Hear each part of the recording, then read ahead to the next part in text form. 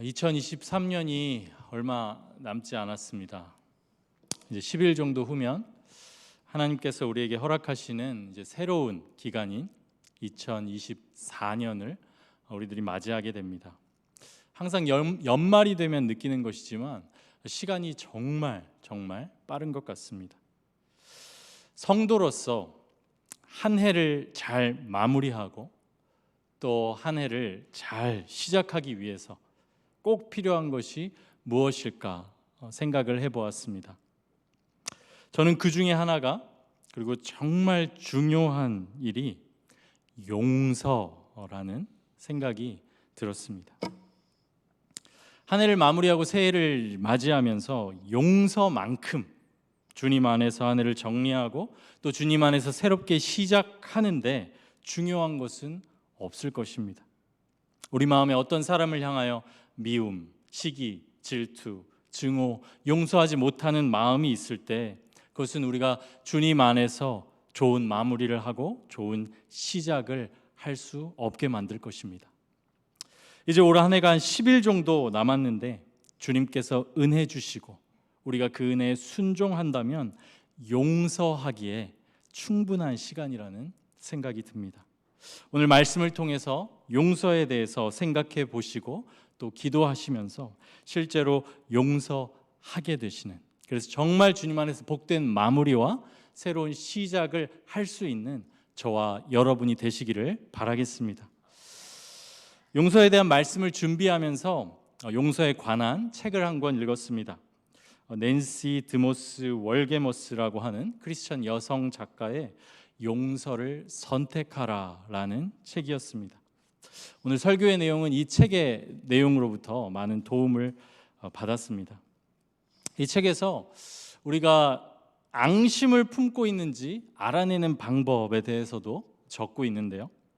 여러분들도 지금 보여주시는 이 목록을 통해서 한번 해당되는 부분이 있는지 각자 한번 마음속으로 점검해 보시기 바랍니다. 특정한 사람이나 상황을 생각하면 여전히 화가 난다. 나에게 많은 고통을 주었던 그 사람, 그 사건, 그 상황에 대해 생각하지 않으려고 무척 노력한다. 나는 그 사람이 나에게 한 짓에 대해 대가를 치르는 것을 보고 싶은 미묘하고 은밀한 욕구가 있다. 내 마음 깊은 곳에는 나를 아프게 한 그 사람에게 나쁜 일이 일어나기를 바라는 마음이 있다. 나는 이 사람이 나에게 어떤 상처를 주었는지 다른 사람에게 종종 말하는 나 자신을 발견한다. 내가 나누는 대화의 많은 부분이 그때의 상황을 맴돌곤 한다. 그 사람의 이름이 나올 때마다 나는 그 사람에 대한 좋은 면보다 부정적인 면을 말하게 된다.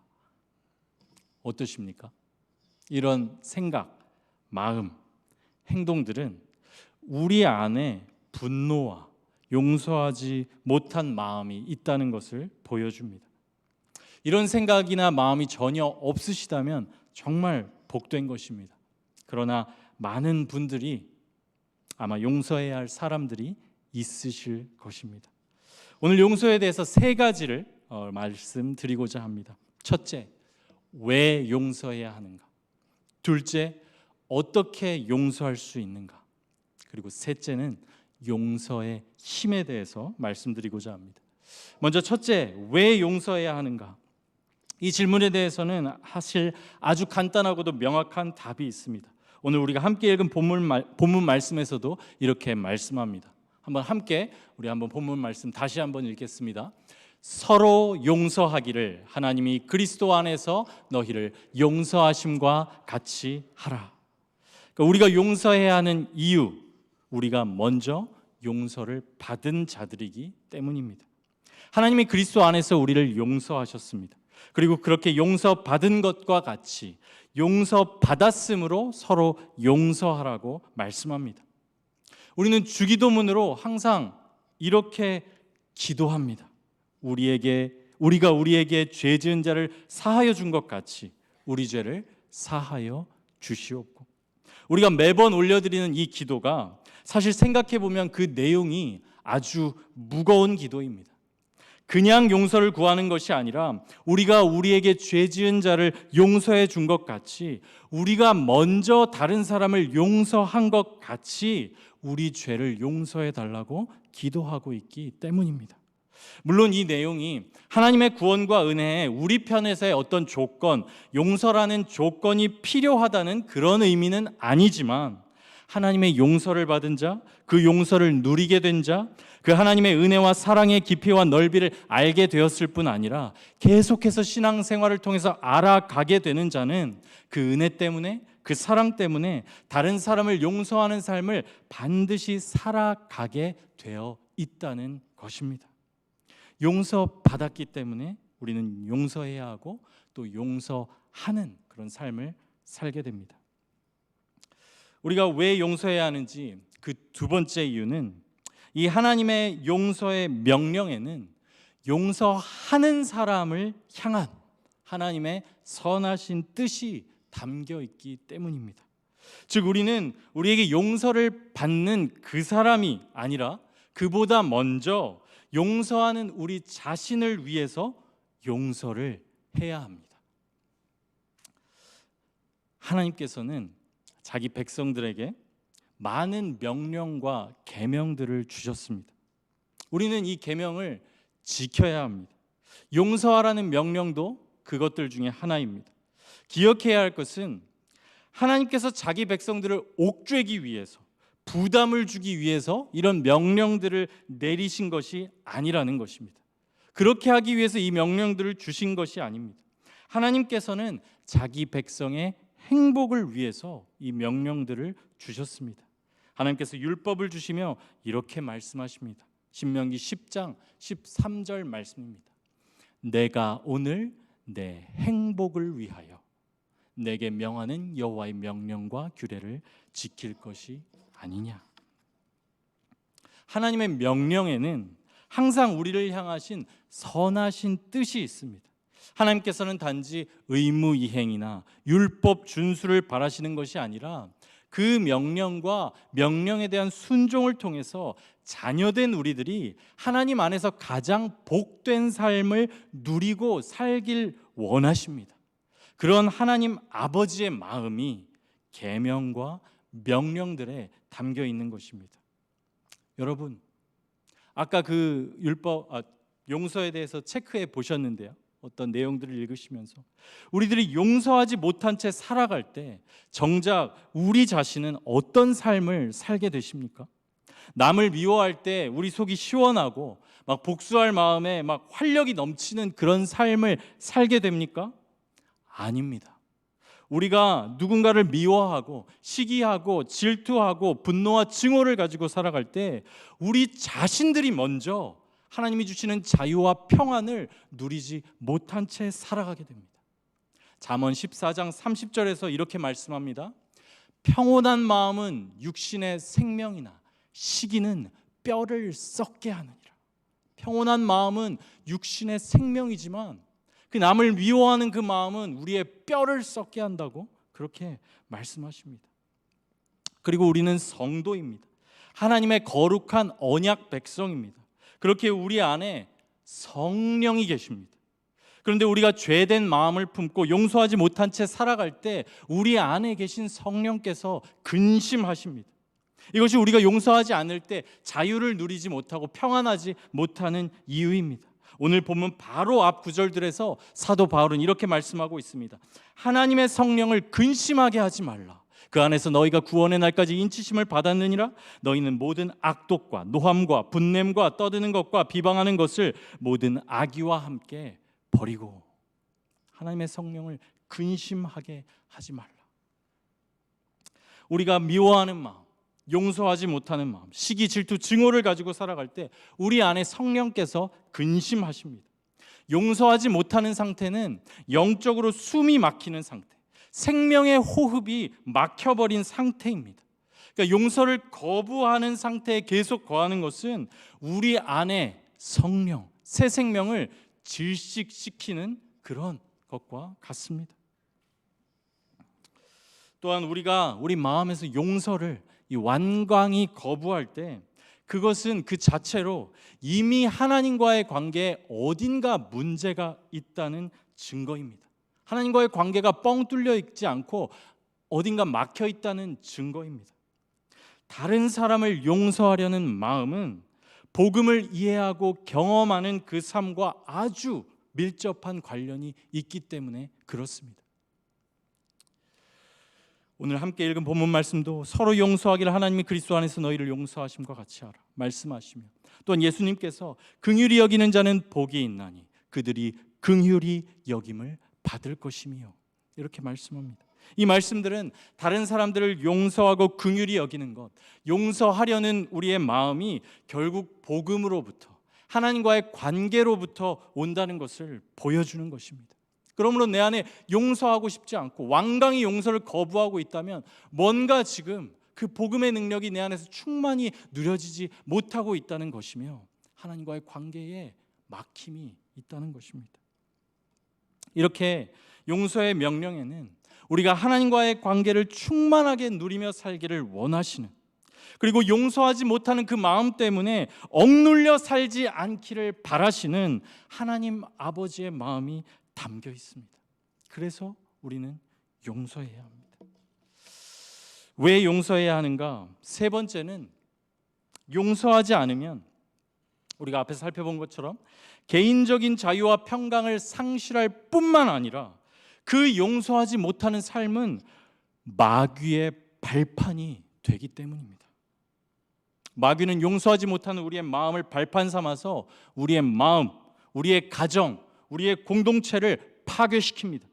우리 마음에는 쓴 뿌리를 만들고 그 쓴 뿌리를 통해서 인간관계에 영향을 미치고, 점점 날이 갈수록 이 용서하지 못하는 그 마음이 우리 안에 견고하게 자리 잡아서 이제는 그 용서하지 못하는 마음, 그 감정의 노예로 살도록 만드는 것이 마귀의 전략입니다.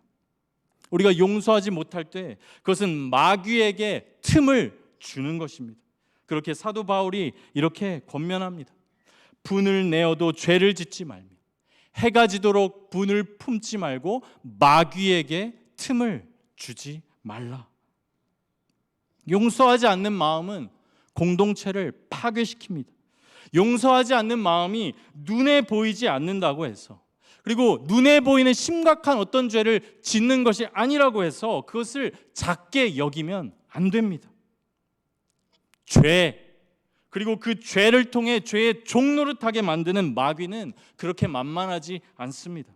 죄는 죄를 낳고 그 죄는 또 더 큰 죄를 낳고, 또한 이 죄들은 바이러스처럼 우리 가정과 교회에 퍼지며 결국은 내 마음, 우리 가정, 그리스도의 몸된 교회가 염증으로 인해서 골마 터지도록 만드는 것이 작은 죄이며 용서하지 않는 죄입니다.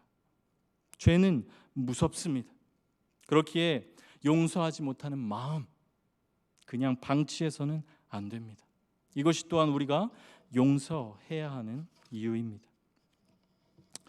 그러면 이제 오늘 두 번째 주제로 넘어가서 우리는 어떻게 용서할 수 있습니까?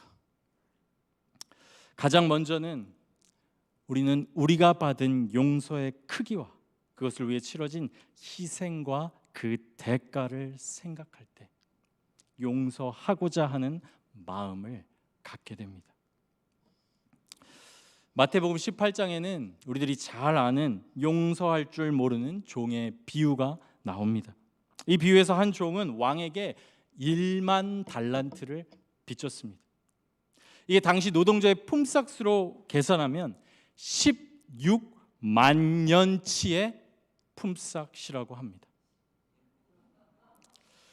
하나로 환산하면 지금 우리 돈 약 6조 원입니다. 저는 이게 어떤 정도의 돈인지 솔직히 감도 오지 않습니다. 6조 원, 가히 천문학적인 돈입니다. 예수님께서는 왜 이런, 어떻게 보면 좀 터무니없어 보이는, 우리가 상상할 수도 없는 금액의 돈을 여기서 언급하고 계신 것일까요? 예수님께서는 이 1만 달란트라는 16만 년치의 품삯이라는 어마어마한 돈의 크기를 통해서 우리 한 사람 한 사람이 하나님께 지은 죄의 크기를 말씀하고 계신 것입니다. 16만 년치, 6조 원. 어떻게 해도 그 대가를 치를 수 없는, 감옥에서 평생 죄값을 받아도 그 감옥에서 풀려날 수도 없는 그 죄의 값, 그 죄의 크기, 이것이 바로 우리들의 하나님께 대한 죄의 크기입니다. 그런데 이 왕은 그 빚을 전부 탕감해 줍니다. 다른 이유는 없었습니다. 이 왕은 그 종을 긍휼히 여겼습니다.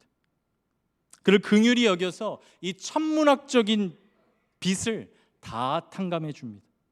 그렇기에 이 1만 달란트는 우리들의 죄의 크기임과 동시에 우리가 받은 용서의 크기입니다. 우리는 이 감당할 수 없는 죄의 빚을 탕감받은 자들입니다. 이 비유 자체에서는 나오지 않지만 이 탕감을 위해서는 아주 큰 대가가 치러졌습니다. 이 탕감은 하나님께 대하여 지은 어마어마한 죄에 대한 용서를 의미하기에 이 세상의 그 어느 것과도 비교할 수 없는, 도저히 측량할 수 없는 하나님의 가치만큼의 희생과 대가가 이 죄의 용서를 위해, 탕감을 위해 필요했습니다. 이 비유를 직접 말씀하신 예수 그리스도, 이 비유의 왕으로 등장하시는 예수 그리스도, 그분이 지신 십자가가 바로 이 빚의 탕감을 위해 치러진 희생과 대가입니다.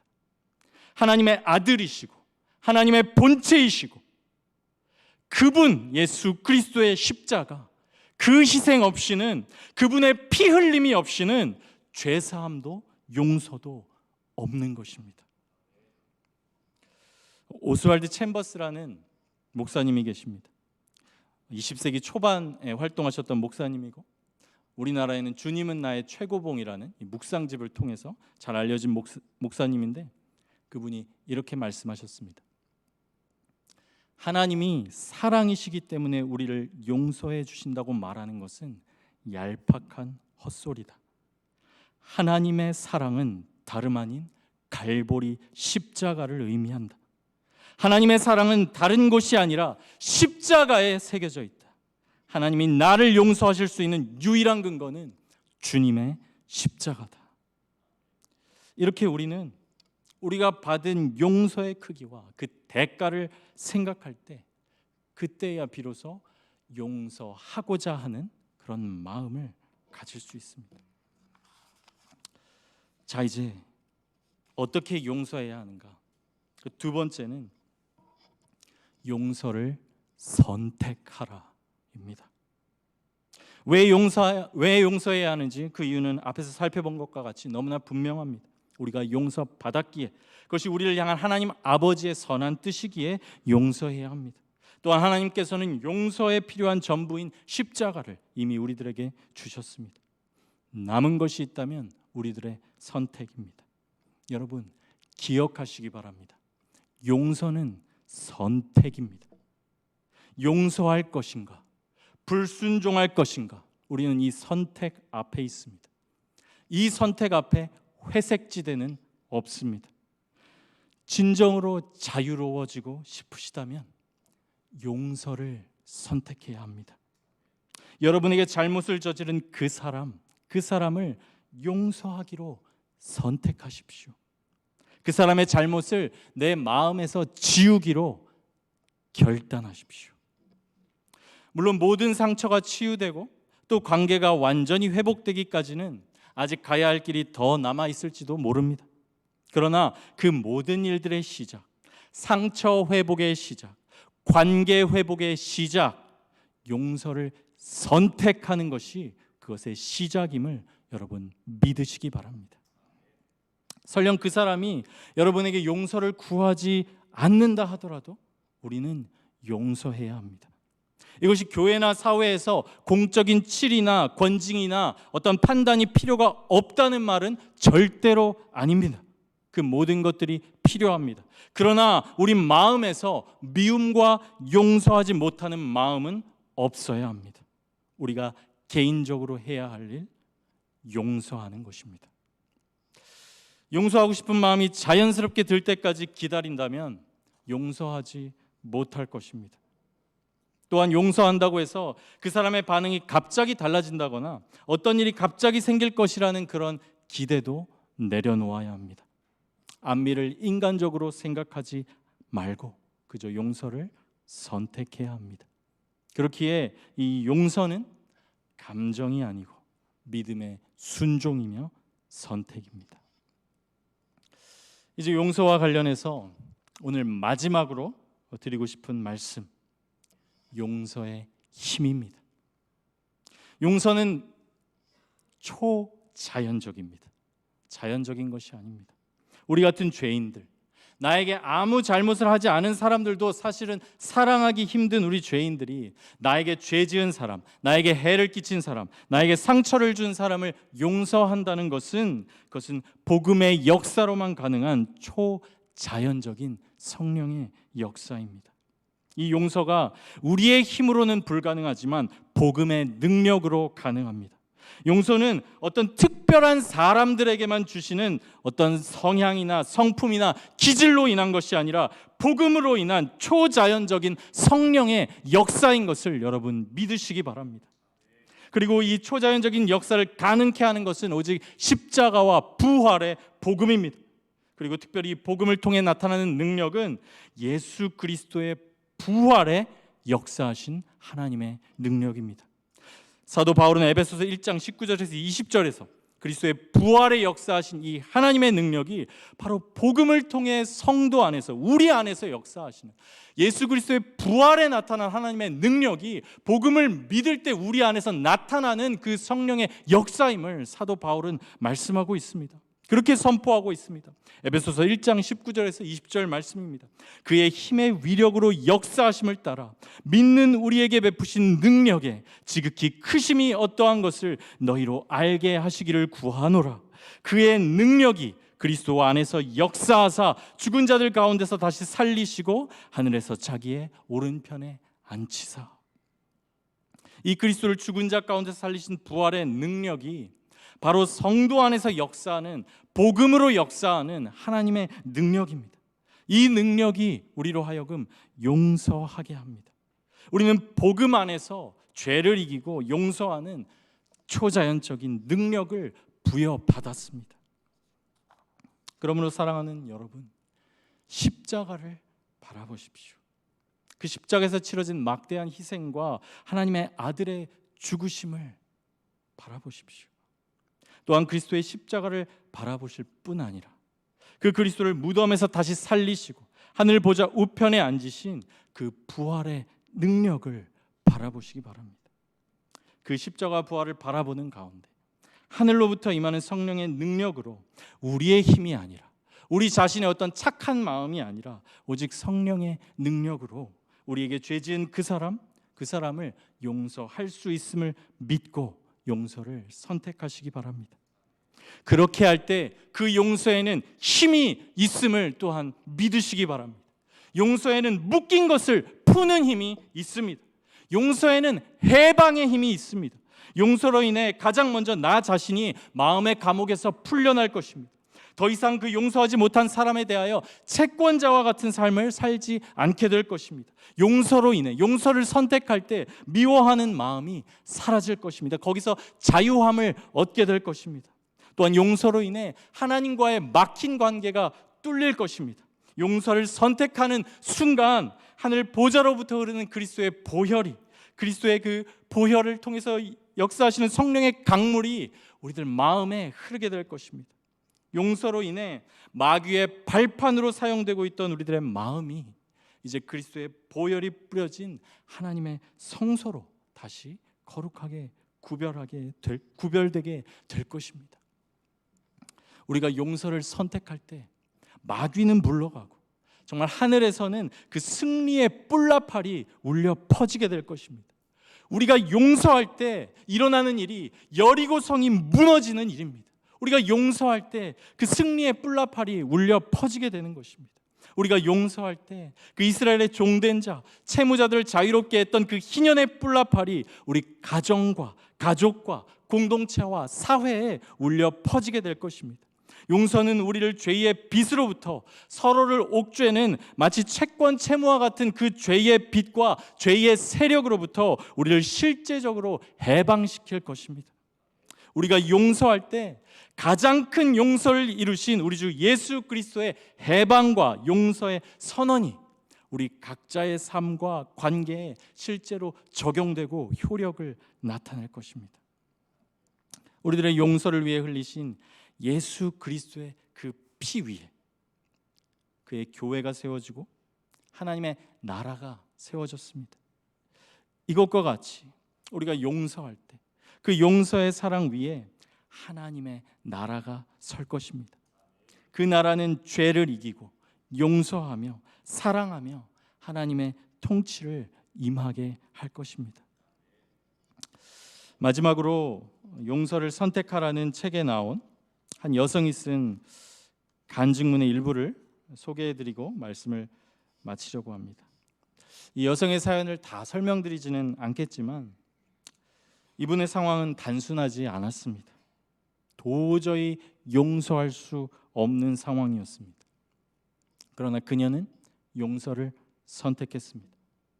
용서를 선택한 후에 불과 같은 그 믿음의 순종과 그 연단의 기간을 통과한 후에 이 신실한 주의 백성이 이렇게 고백합니다. 우리가 다른 사람을 용서하기로 선택할 때 비록 그들이 아직 회개하는 상한 심령을 갖지 않더라도 하나님은 우리 마음에 자유, 은혜, 평화, 기쁨, 사랑, 심지어 용서 그 자체를 부어주신다. 당신이 이 일을 직접 경험하면 숨이 멎을 정도로 놀랄 것이다.